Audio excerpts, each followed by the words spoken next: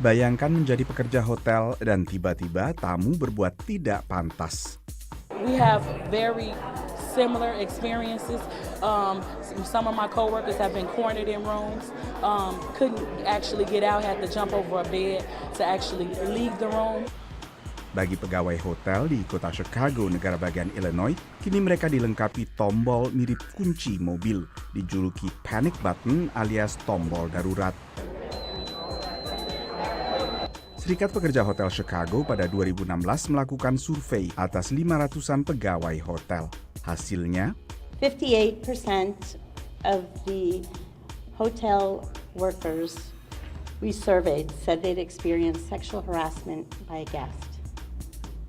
49% of all the housekeepers that we surveyed told us that they'd seen a guest naked, had a guest expose themselves, or had a guest flash them.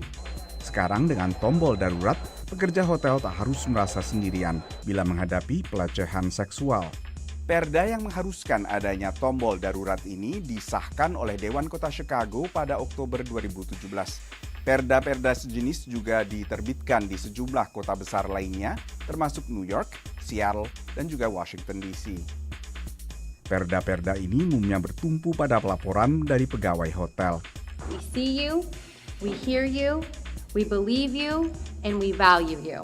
Asosiasi Hotel dan Penginapan Amerika semula menolak keharusan menyediakan tombol darurat ini. Tapi begitu perda diterbitkan, asosiasi ini menyambut positif. Dalam pernyataannya, Asosiasi Hotel dan Penginapan menyatakan keselamatan karyawan seperti juga keselamatan tamu menjadi prioritas bagi industri ini. Dari Washington DC, Nova Purwadi, VOA.